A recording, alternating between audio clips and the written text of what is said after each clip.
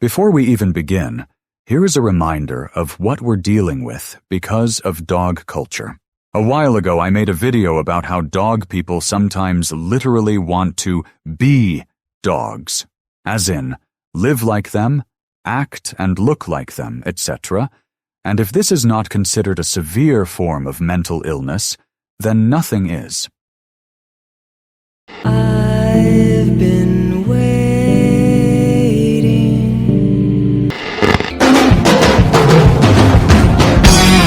Welcome back to K9 Radio. A little girl and her mother recovering after a brutal attack by a pit bull. On a walk to Veterans Park near their Menor home on Saturday, Karina and her mom spotted a dog without its owner. Hayam says moments later, they were attacked by it. It kept biting her, letting go, going for different sections of her face. The third time is when I finally got to them, and I ended up taking a water bottle, and I was trying to beat the dog off her, which was not working. So I grabbed her, and as I grabbed her, he latched onto my hand. Hayam says her adrenaline was in high gear. I'm going to stop it right there to point out two things. One, notice this most ineffectual choice for a weapon in this scenario. Seriously, a water bottle? Now, it was probably all that she had available. But a water bottle is definitely not going to deter a pit bull in attack mode. This is why people need to at least carry a potent pepper spray and a good knife in anticipation of an unprovoked dog attack, at a minimum. And two, notice the redirected aggression. So I grabbed her, and as I grabbed her, he latched onto my hand.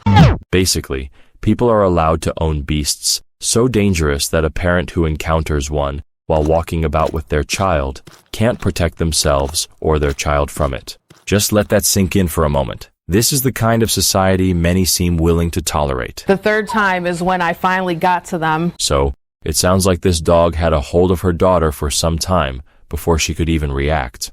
And then, what she did was completely useless because she doesn't understand that only serious force will repel one of these Frankensteinian freaks, these tenacious and overly muscled bully breeds that are always hell-bent on total annihilation. It goes to show that parental supervision is not enough to protect a child in a house with a so-called family dog. We need to get rid of the pit bulls. We need to get rid of the pit bulls. Every last one needs to get cold. They should never have been made in the first place. Yeah, I said it. Next, I want to talk about this. It was brought to my attention by Valentina. Basically, beaches are being contaminated by dogs, and, as Valentina notes, they say it's a health hazard, but raise no concerns about dogs being allowed to defecate everywhere. Nobody wants to be swimming in poopy water. We looked at all of the data from testing coastal beaches where they tested for this fecal indicator bacteria. And what we found is that 61% of coastal and Great Lakes beaches exceeded that safety threshold on at least one day last year in 2024. As always, they don't get to the root of the problem. And yes, it is ultimately the presence of the things that are doing all this defecation. It's not people doing this, and talking about how owners should be responsible is a waste of time, because for starters, owning a dog isn't socially or environmentally responsible in the first place, and having a dog at a beach, period, is incredibly disrespectful, inconsiderate, and irresponsible on many levels.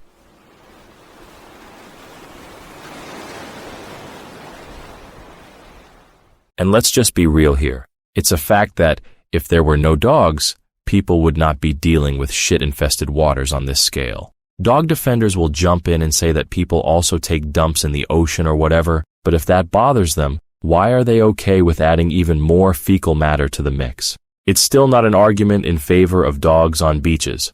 And of course, this contamination is just one of many issues dogs present in this particular environment. We really need to clean up. And although it isn't going to win anyone any political favors, the most effective way to do that, in this case, would be to completely eliminate the source of the contamination. Speaking of cleaning up, some animal rights organizations have alleged that the Moroccan government is attempting to rid the streets of stray dogs in preparation for their co-hosting of the 2030 World Cup. A CNN article printed in 2025 states that they are going to kill thousands of stray dogs, and I don't see how or why this is controversial at all. Why does any country need a population of stray dogs? They simply don't. I personally think all countries with a stray dog problem should follow suit. Next, I wanted to talk about dogs in dental clinics and in schools and hospitals. This is another craziness of dog culture. A few weeks ago, I made a post basically explaining why it's absolutely ridiculous that this is allowed at all. And of course, I got more than one response from people ridiculous enough to defend this. Because you see, they don't just have service dogs anymore. Now you've got emotional support dogs, and the latest trend seems to be these so-called therapy dogs. These are the dogs being brought into schools and medical facilities. Once again, this is a made-up use for dogs as a pretext to smuggle them into more and more places. And more dogs in more and more places, that, unfortunately, is exactly what we do see out in the world. Besides owners increasingly bringing dogs into virtually every public location imaginable now, and I could list all of them, but it's pretty much everywhere, we see more dogs being given these ridiculous titles, such as therapy dog, as they are said to be able to do more things for more people, which is of course a total crock. If anything, we should be seeing almost no dogs at all, given how obsolete they are now. With regard to service dogs, this is true because of many pre-existing and newly emerging technological developments, as in, these could better assist people who might have, at one time, believed a service dog was the best that they could do. However, it seems that nutters and profiteers everywhere are finding tons of supposedly valid and new uses for dogs. One of the more absurd claims I've seen, which is a bit of a recent thing, is the preposterous notion that dogs can detect allergens. It's one thing to say, what about guide dogs, because of social conditioning, and also because for a long time, this was one of the few service dogs that existed, and which people actually had in good faith. But it's quite another to run around pretending that dogs can detect seizures and all this other nonsense. Perhaps a topic for a future installment, wherein that is the sole focal point. Kind of the story of the dog attack that you've been told that took place. Yeah. On September the 24th, Mr. Boyd was at his residence along with his wife, and he went to retrieve his mail out of his mailbox. Now, from his front porch to the mailbox is, I'd say, approximately 200 yards. It's a long gravel drive. As he was walking to retrieve the mail, a pack of dogs from his neighbor's property attacked him brutally, causing him extreme pain and injuries. And tell me a little bit about those injuries that he's suffering from. Yeah, he's lost over. Mr. Boyd has lost over 50% of his muscle tissue, ranging from both arms, both legs, from his scalp down to the base of his neck. This was a brutal attack. This was a mauling. This is what dogs can do to people. So I really don't want to hear some anecdotal story about how some cats crapped near your property.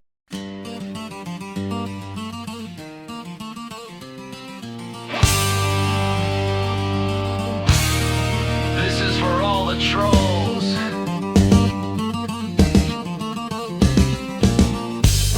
Before you post some nonsense, just know I've heard it all. No one asked if you hate children or how much you like dogs. You tell us to touch grass, but that's where the dog shit is. Wanna shut me down over facts? You don't care that dogs kill kids. By the way, on any given day, there are constantly stories like these. Several new ones pretty much every day involving a dog attack. So I really don't want to hear about how rare dog attacks supposedly are. Sometimes, it seems all hope is lost. Comments like this one right here illustrate how far gone people are because of the ridiculous narratives we receive in a world where dog nuttery unfortunately reigns supreme. So sad. A dog is human, just like we are. So if we can go to jail for assaulting a person, he should go to jail for assaulting a dog. They are human and I love dogs because I am a crazy brainwashed nutter. This is an invasion, not only in terms of physical space being violated and constantly intruded and imposed upon, but it is an invasion of the mind. A shocking amount of people today have been culturally brainwashed to think dogs are not only benign, but beneficial. Worse still, there is a dangerous denial of reality. Most people know that dogs, for instance, harass and hound. They know dogs hump legs, chase prey, and generally aggravate human life. Most people know that dogs are hostile to delivery workers. Even if they don't admit that this is what it is, they see it with their own eyes. Yet, they deny the reality of it and twist themselves into pretzels trying to justify this violent, toxic, antisocial behavior. Most people know that dogs automatically chase cyclists and joggers. However, they would sooner blame the person on the bike instead of the behavior of the dog. There is so much societal pressure to embrace these useless wallet drainers, these shit-eating, carcass-scavenging, good-for-nothing, run-of-the-mill vermin. If you're new to this type of content, and also if you've had the good fortune to avoid contact with dogs, or have only had limited experience with them, you might be wondering why we talk about dogs this way. Imagine something inescapable, destructive, obnoxious, dangerous, and cult-like. That's what dog culture is like. Dogs are impossible to avoid in our daily lives, and they are a constant source of aggravation, and can definitely be very dangerous in some cases. And we are sick of the way dogs are represented by the mainstream world. Take this ridiculous story, for instance. The video is titled, Stray dog using Istanbul public transit gains social media fame. You know humanity is doomed, where even in an Islamic country, a stray dog is not only allowed on public transit, but it becomes news, and people far and wide treat it as though it were endearing, when in fact it is a clear sign that people have lost their common sense. Turkey is pretty much an Islamic country, and one thing to understand is that Western dog culture and Islam are very incompatible. And by the way, I often get asked if I am Islamic, or people straight up tell me they assume I am, and I don't understand why I get this so often. Like, are people really unable to conceive of someone hating dogs for what they are, and not because of some external belief system? To add to that, most Islamic countries still allow dog keeping, and only the Maldives bans them outright, but still uses police dogs. So Islamic countries are actually much more tolerant of dogs in general than I am. Because if I had it my way, there would be no use for dogs at all, not even as livestock animals or whatever. Certainly not as police dogs. Although, I will clarify again, that these countries are not generally tolerant of Western dog culture. Then again, this crap with the famous mutt on this bus from Turkey, that's straight up American level, dog nuttery. And no, I am not Islamic, and I would hate dogs just as much even if I were, though it would not require a religious mandate for me to do so. So hopefully that point is fully clarified now. Another reason I have reached the limits of my patience with the whole dog thing is because of stuff like this. This is nothing new, but currently the internet is raging because of this bizarre conspiracy that Twitch streamer Hasan Piker shocked his dog using a shock collar during a live stream. This video here, and this Reddit post, which also includes this part, basically dispel this notion. But frankly, it's a little weird that people who are in favor of dogs kept as pets would draw the line at using shock collars. After all, the entire thing is based on taking an animal, and not just any animal, but one that's basically a bastardization of a natural and wild animal that once roamed free, trapping it in your home, and imposing your will on it to a large extent. All but the worst and most incorrigible of dog nutters know that untrained dogs are total shit. So, a shock collar is nothing more than one of many training methods, as near as I can tell, and a part of me is honestly just wondering, like, what the fuck is the controversy here? For starters, there's no proof that Hasan shocked his dog, and plenty of evidence to suggest he didn't. And besides, This is clearly nothing more than empty drama and outrage slop. Do people seriously have nothing better to do with their lives than flip out over something like this? And when I say, this is nothing new, I mean that dog sympathizers don't seem to give a damn when dogs hurt people, or even when they kill people, or ruin what's left of their lives if they do survive an attack. But any time there's even a chance that a dog somewhere is harmed by a person, even if the harm is slight, or if it's a use of force that's fully justified, the internet loses its mind.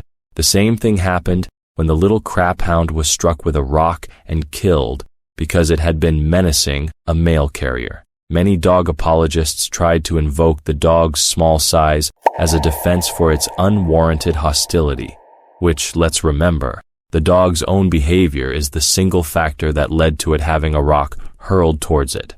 But what would they have said if the dog had been an adult Rottweiler or a bully breed? And would they have been satisfied if instead of killing it, the rock merely repelled it? Would they have had a different reaction if the dog got kicked instead? Of course not. Truth is, dog worshippers don't want any harm to befall a dog, no matter what the dog did first, and even when the dog had it coming. There was the case where a postman kicked a dog that was clearly going after him to bite him. He didn't end the dog's life, unfortunately, in this instance. But dog lovers still weren't satisfied. Now were they? I suppose an ideal scenario for them would have been one where the dog got a free bite on the postman.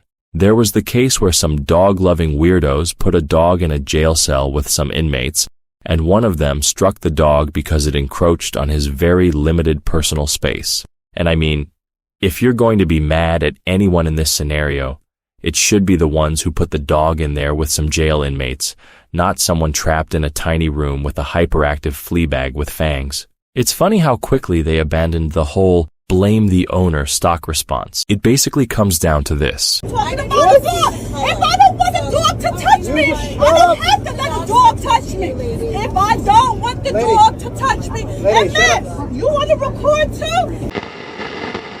I will now repeat something I wrote in a post earlier. I think a lot of problems would be solved.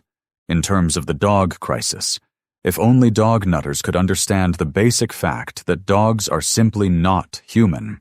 They are not like us at all, and are not persons, not in a legal sense, and obviously not in general, and are more akin to property, while also being literal pests. Frankly, a basic understanding of taxonomy should disabuse dog cultists of such ludicrous notions that dogs are on a par with us. Unlike dogs, we possess advanced cognitive abilities, including abstract reasoning, complex language use, and the capacity for future planning, all of which have enabled us to create intricate societies and cultures.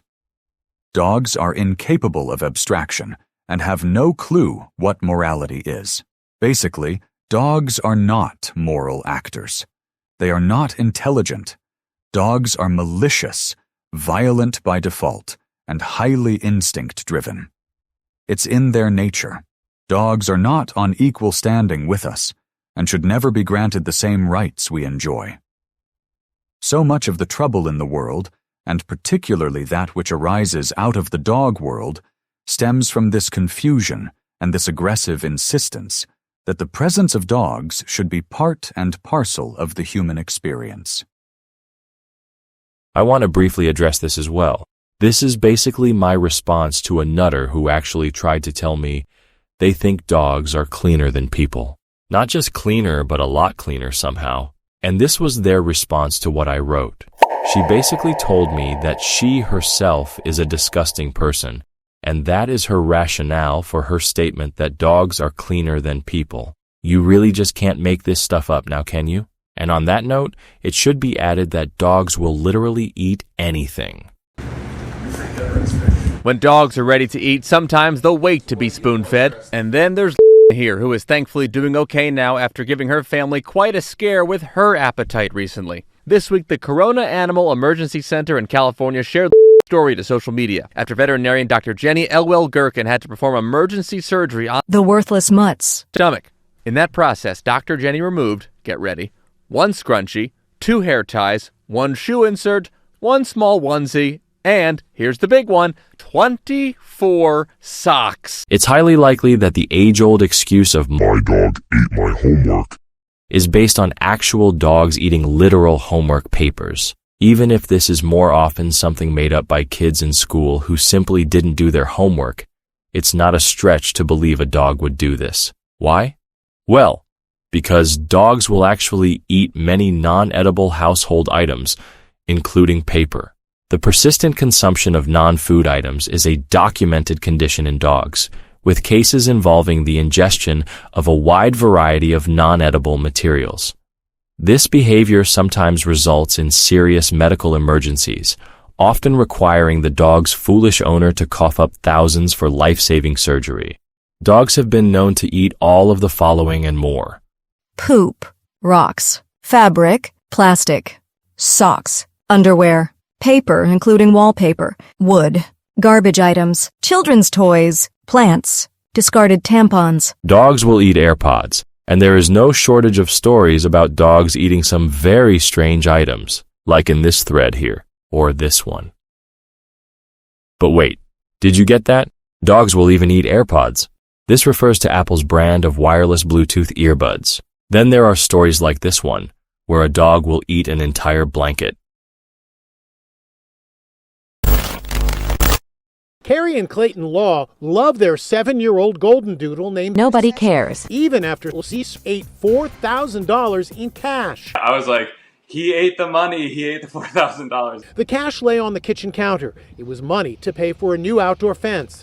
Apparently found the cash just too appetizing to ignore. He gobbled it all up, then started throwing up. Once we realized like it was in his system and it was coming out one end, I was like, well, he normally goes number 2 twice a day. So I'm like, I should follow him and just see if anything comes out. They posted the cash cleaning process. How much money were you able to retrieve? A little over $3,500. That's amazing. The bank was able to replace most, but not all of the bills. So I called the bank and they said this actually happens more than you would think. Money goes through so many like restaurants and it touches so many hands and it just acquires all of these smells. And so dogs really like the smell of money. I once was a happy man of sound and stable mind. Then my neighbor bought a dog. He put a ribbon on its head to make it cute, but it still looked like a chihuahua. Oh, and remember at the beginning when I noted how a lot of these dog weirdos literally want to be dogs? Well, here's the aforementioned video I previously did on it.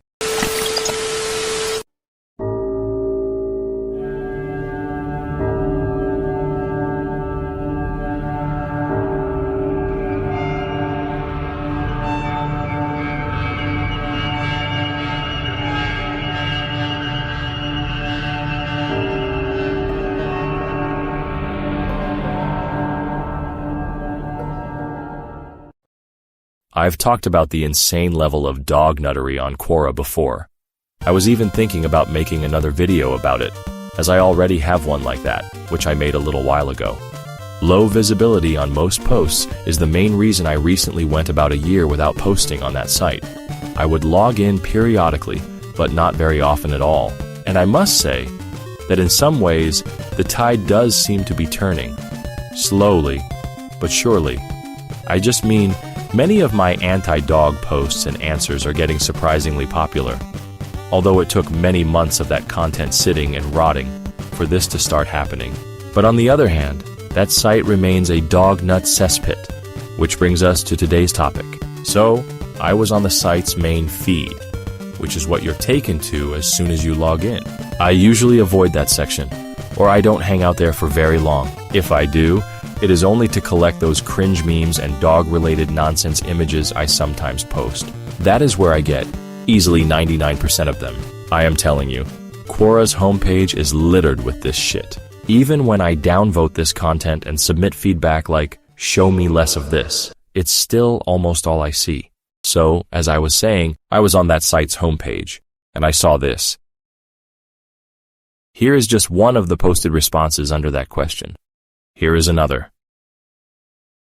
Here is some nutter trying to garner sympathy for dogs, and here is a nutter who claims they would like to be treated like one of the dogs they own.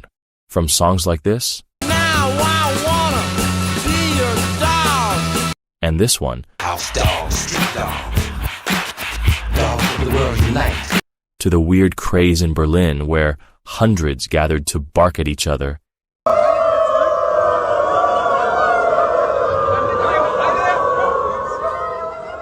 It's pretty insane, and it has been for quite some time. And let's not forget the whole furry thing as well. As near as I can tell, it's almost entirely related to dog nuttery and obsession with mutts, more so than it has to do with people wanting to LARP as animals or whatever. Also, there's this as well. Barkbusters pointed this one out. In the Simon and Garfunkel song called Cecilia, there are a couple lines at the end of the first verse, followed by what sounds like a whistling noise.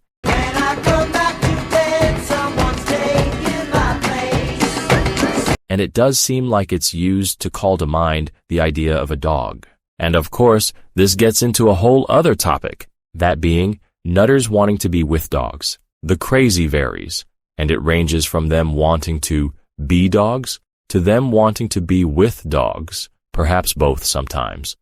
Or it could just entail them somehow identifying more strongly with dogs for some reason, or perhaps relating to them, as compared with humans, which is what any normal person would prioritize and identify with. At a minimum, we can say for certain that many dog owners today, possibly a great majority of them, definitely show more empathy and kindness towards dogs than they do to people in general.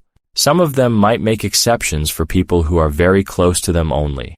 And this might only be the case, that they would actually save a dog over a person, for instance, when it's their dogs only. But others really do seem crazy enough to embrace literally all and any dogs, no matter how mutated, how horrific and ugly, and no matter how dangerous. In fact, sometimes it seems very much like the nastier, uglier, and more aggressive the dog is, the more some of these nutters will defend them. It makes zero sense. But the bottom line, and the problem really, is that they still put dogs on par with humans at a minimum. That is, when they aren't outright telling you they actually consider people to be beneath dogs somehow. To go back to the furry thing and people fantasizing about being dogs, and sometimes attempting it, while I can't relate to actually wanting to be an animal at all, I do have to say that I am astonished. I mean, of all the animals in existence, they choose the lowliest of them all. They choose the most banal and unremarkable so-called animal to ever disgrace our presence. The least rare, and the most dangerous and toxic in many ways. The stupidest, shittiest, and downright ugliest animal to ever exist. Not to mention a wholly manufactured one which only exists as a pure side effect of our own species' existence. As for this topic, it is one I have debated with myself on whether or not to devote an entire standalone video to. On the one hand, it's a serious problem. On the other hand, it's also very gross, and not something I enjoy thinking, writing, or speaking about. Before some dog apologist feigns incredulity, there are online forums for zoophiles that have members numbering in the millions, and an untold number of individuals sharing their personal experiences. There are also records of people arrested for it. But you have to remember that most people who are into this sort of thing are likely not going around telling others about it. So, while there is a lot of self-reporting and stuff that makes headlines, a great deal of it probably isn't being publicized. Having said that, I don't know exactly how prevalent this is, and I don't think there's enough research and data on the subject, as Sonia and others have pointed out. Some in this space will speculate that an overwhelming majority of dog owners are into this stuff.